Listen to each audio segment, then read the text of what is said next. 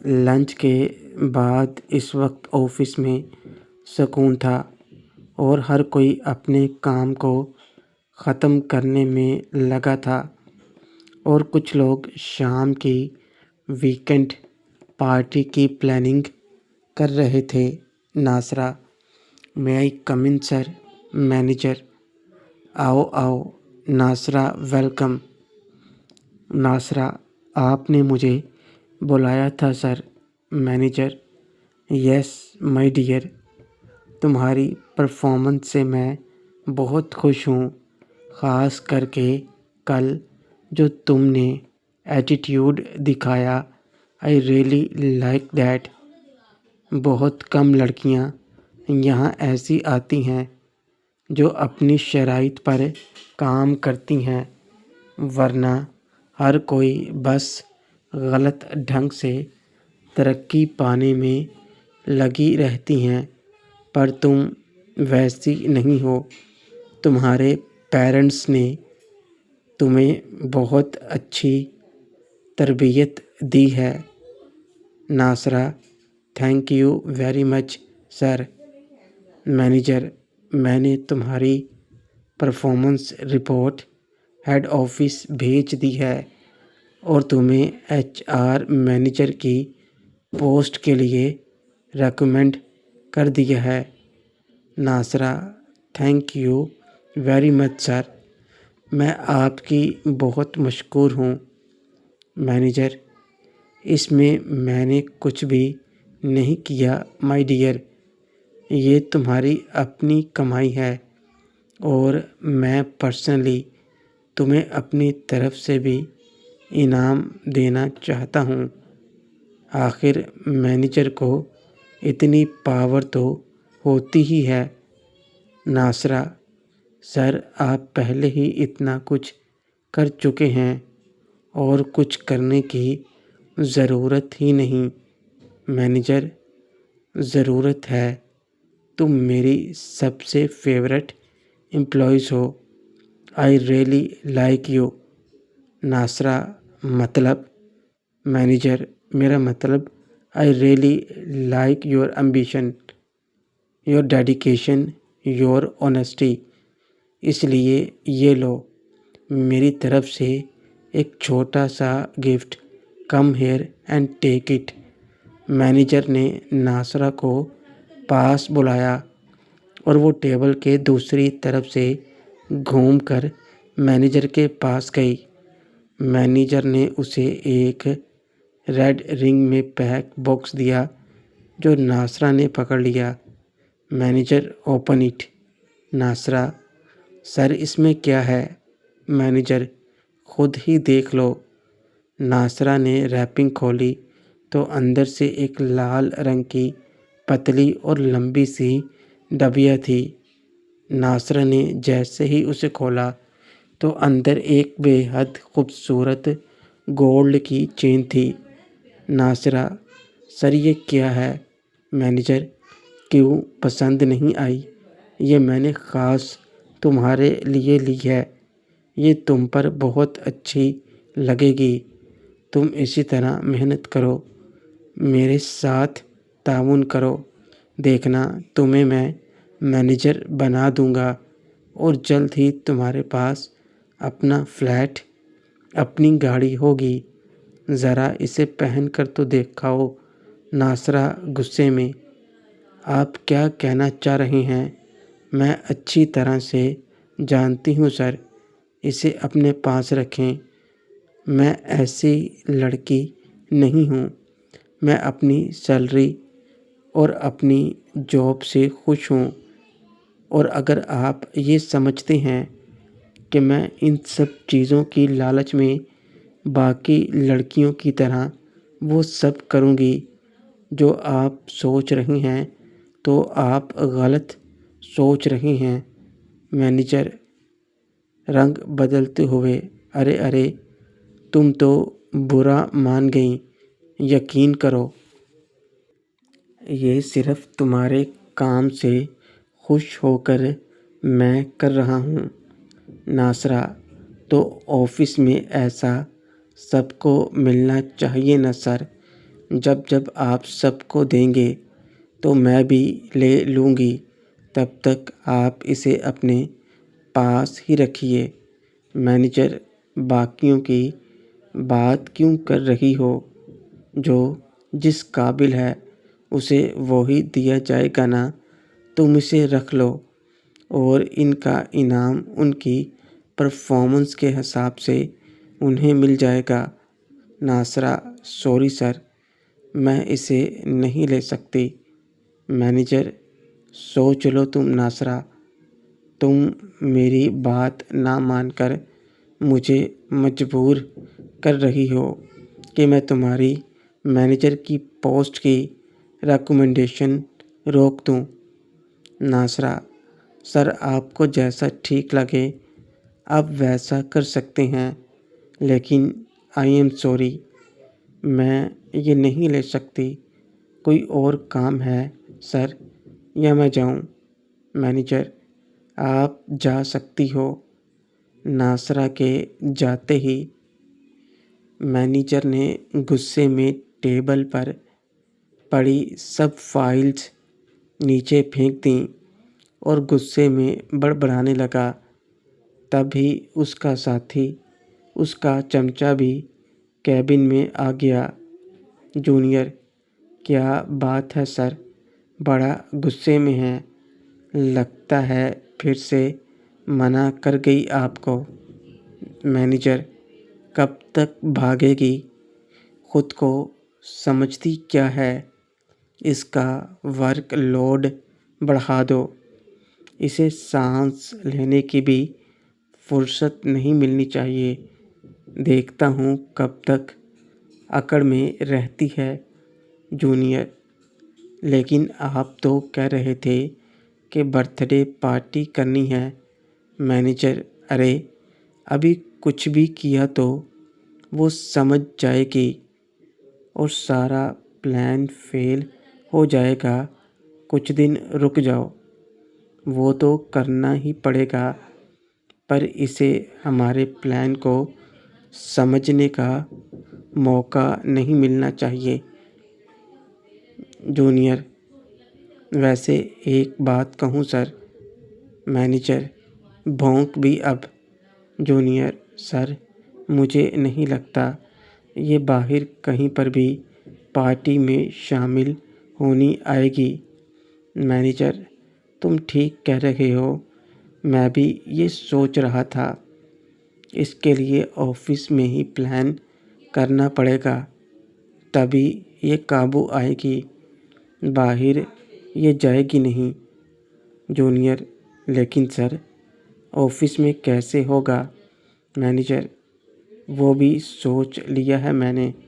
بس کچھ دن اسے صرف کام میں الجھا کر رکھو اور کوئی غلط بات نہیں، تاکہ یہ ہماری طرف دھیان دینا بند کر دے۔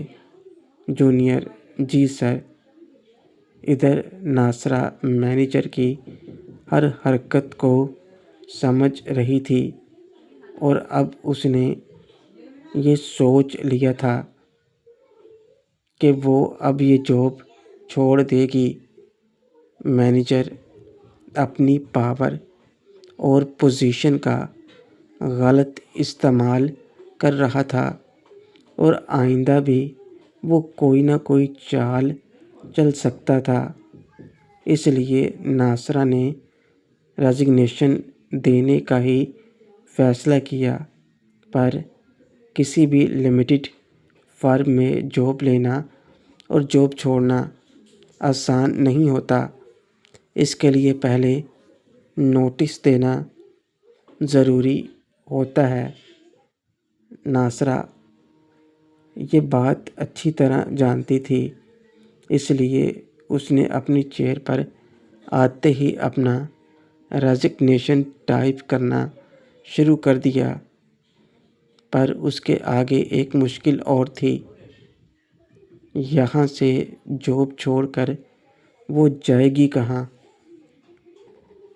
فی الحال وہ جس فرم میں کام کر رہی تھی وہی سب سے بڑی فرم تھی اس شہر کی، مگر اس سے زیادہ ضروری تھا کہ جس ماحول میں وہ گھیرتی جا رہی تھی وہ اس گھٹن بھرا لگنے لگا تھا۔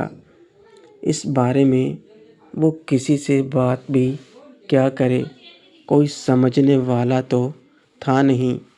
وہ خود بھی تو ہر بات اپنے تک ہی چھپا لیتی تھی، پر اب اسے ضرورت تھی ایسے دوست یا ساتھی کی جو اس کی بات سمجھ سکے اور اسے حوصلہ دے سکے۔ ناصرہ ابھی ٹائپنگ ہی کر رہی تھی کہ پین اس کے پاس کچھ فائلز لے آیا۔ پین: میم، یہ کچھ فائلز ہیں، فائنانس ڈپارٹمنٹ سے آئی ہیں، آپ انہیں دیکھ لیں۔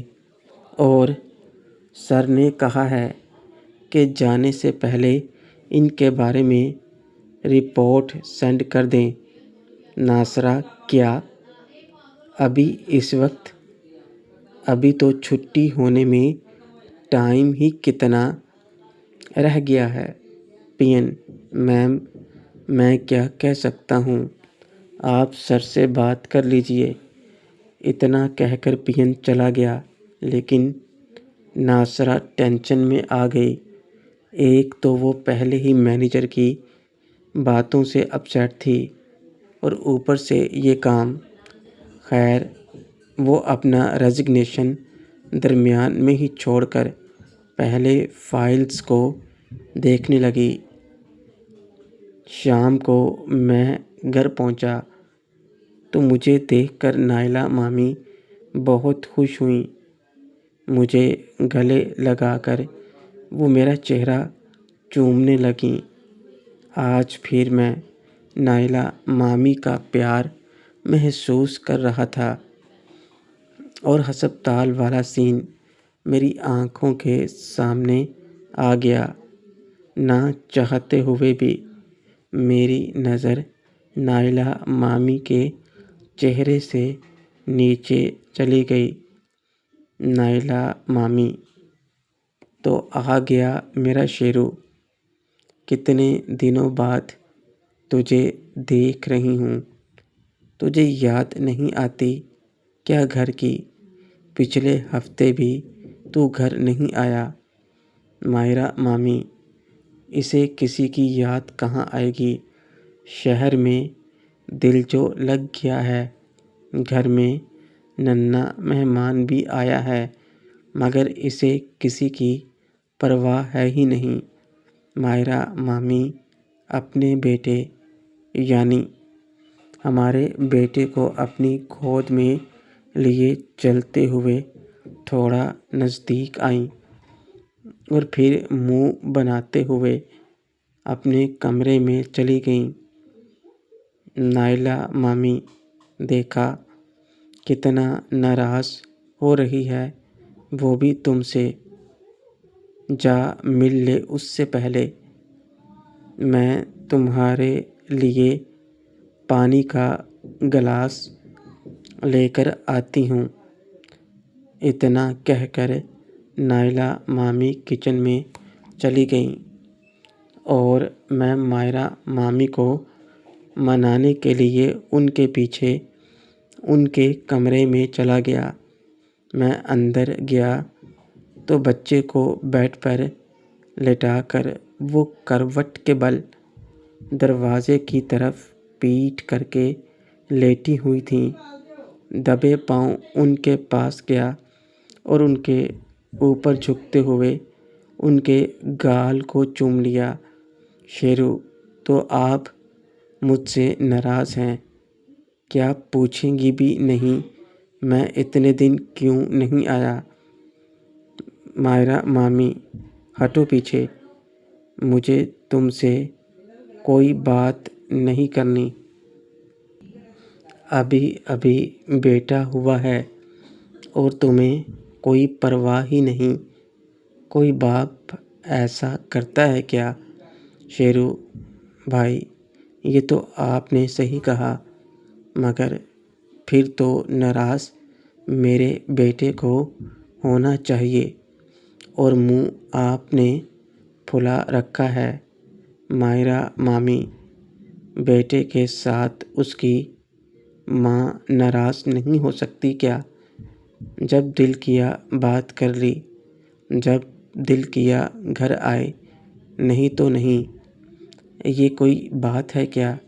شیرو: آپ کا غصہ اپنی جگہ ٹھیک ہے، مگر میں مجبور تھا۔ ماہرہ مامی: سب جانتی ہوں میں، سب سمجھتی ہوں۔ شہر میں اچھی اچھی پریاں جو آس پاس نظر آ رہی ہوتی ہیں، اب گاؤں کا کچھ اچھا کہاں لگے گا؟ شیرو: یہ آپ کیسی باتیں کر رہی ہیں؟ آپ نے ایسا سوچا بھی کیسے؟ ماہرہ مامی: اور نہیں تو کیا، رخسانہ باجی کے ساتھ تو چکر چلا ہی رکھا ہے، اور وہ تیری جو میڈم آئی تھی، مجھے تو وہ بھی تیری دیوانی لگتی ہے، اور پتہ نہیں کون کون لسٹ میں ہوگا، تبھی تمہیں ٹائم نہیں ملتا یہاں آنے کا۔ شیرو: مجھے آپ سے ایسی امید نہیں تھی۔ آپ جاننا چاہتی ہیں میں پچھلی بار گاؤں کیوں نہیں آیا؟ تو یہ دیکھیے نا۔ اتنا کہہ کر میں نے اپنی ٹی شرٹ پیچھے سے اوپر اٹھا کر اپنے زخم والی جگہ دکھا دی اور سر سے کیپ بھی اتار دی۔ زخم تو سوکھ ہی چکے تھے، مگر ابھی بھی ان کے حالات ٹھیک نہیں ہوئی تھی۔ جلد اپنے آپ ہی بتا رہی تھی کہ یہاں پر ابھی بھی بہتری آئی ہے۔